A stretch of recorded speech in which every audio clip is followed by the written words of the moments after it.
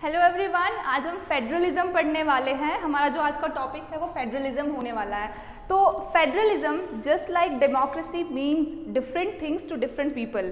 मतलब कि जैसे डेमोक्रेसी का अलग अलग मतलब निकालते हैं लोग, अगर हम ह्यूमैनिटी वाले सब्जेक्ट्स की बात करें तो यहाँ पर एक डेफिनेशन नहीं होती है, अलग अलग लोग अपने अपने तरीके से इन सब्जेक्ट्स को समझते हैं। तो वैसे ही फेडरलिज्म का मतलब अगर मैं लिटरली मीनिंग की बात करूँ तो it is derived from a Latin word फॉइडस, और फॉइडस का मतलब क्या होता है? एग्रीमेंट। तो फेडरलिज्म, एक फेडरल सिस्टम किस पर बेस्ड होता है? एक एग्रीमेंट पर बेस्ड होता है या फिर कॉन्ट्रैक्ट पर बेस्ड होता है।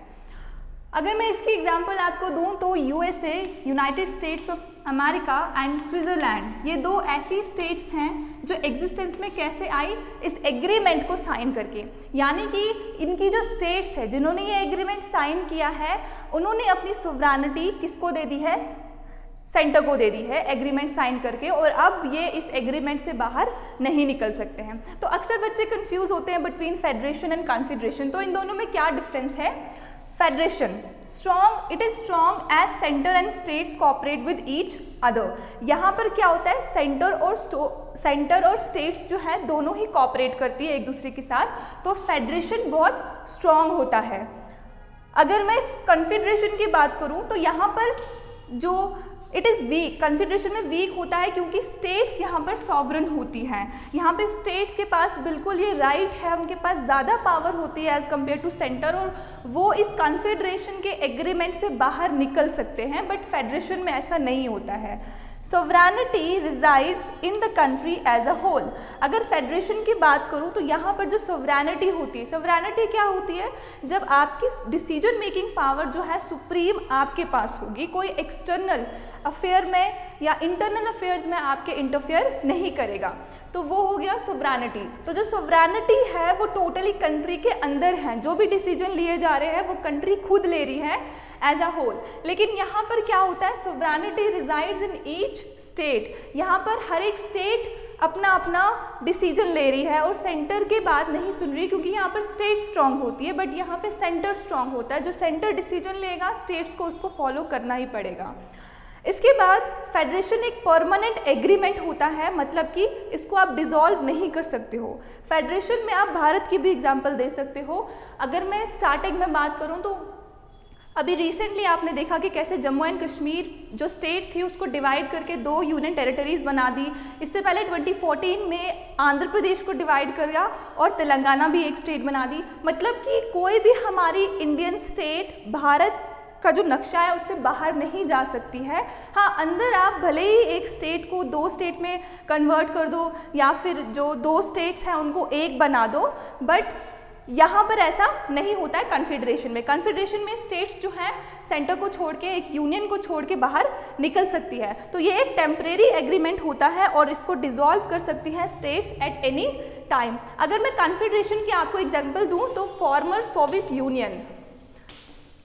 यूनियन डिसॉल्व हो गया, आपको पता है, और अब इसकी जो सबसे बड़ी कंट्री थी रशिया, अब वो अकेली बची है और बाकी जो स्टेट्स थी उन्होंने यहाँ से बाहर निकल गए वो सोवियत यूनियन से। और इसकी एग्जांपल मैंने ऑलरेडी आपको दे दी, यूएसए एंड स्विट्जरलैंड। अगर मैं इंडिया की बात करूं तो इंडिया भी क्या है? एक फेडरल सिस्टम पर बेस्ड है। एंटायरली फेडरल नहीं है, यहाँ पर यूनिटरी फीचर्स भी हैं, बट क्योंकि आज हम फेडरलिज्म पढ़ रहे हैं तो मैं फेडरल फीचर्स आपको बताऊंगी इंडिया के क्या हैं।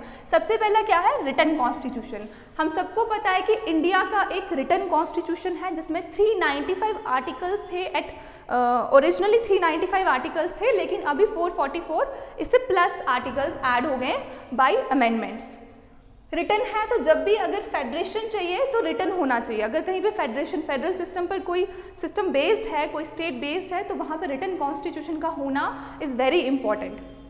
तो वैसे इंडिया का भी है जिसमें 12 शेड्यूल्स हैं और ओरिजिनली 395 आर्टिकल्स थे। अब सेकेंड इसमें क्या है? Supremacy of the constitution. अगर फेडरल सिस्टम है तो वहाँ पे कॉन्स्टिट्यूशन का सुप्रीम होना इज़ वेरी इंपॉर्टेंट। क्यों? क्योंकि अगर कॉन्स्टिट्यूशन को कोई वायलेट करेगा, जो 3 ऑर्गन्स होते हैं गवर्नमेंट के, legislature, executive and the judiciary, अगर इनमें से कोई भी कॉन्स्टिट्यूशन के प्रोविजंस को फॉलो नहीं कर रहा है या उनको वायलेट कर रहा है, तो सुप्रीम कोर्ट एग्जिस्टेंस में आता है और उनके जो लॉज हैं उनको नल एंड वॉइड डिक्लेयर कर सकता है। इसके बाद थर्ड है रिजिड कॉन्स्टिट्यूशन।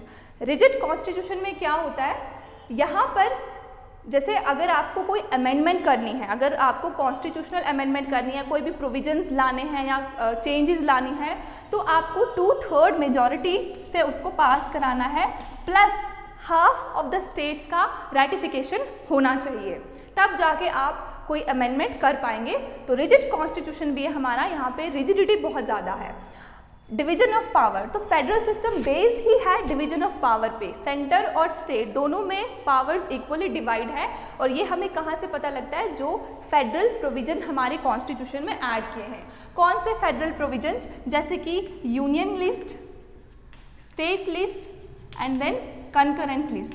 तो यूनियन लिस्ट में कौन लॉ बनाता है, यूनियन लिस्ट में यूनियन लॉ बनाता है, यानी सेंटर लॉ बनाता है, और स्टेट में सभी स्टेट्स लॉ बना सकती हैं अपनी अपनी स्टेट के। कंकरेंट में ये दोनों ही लॉज बना सकते हैं।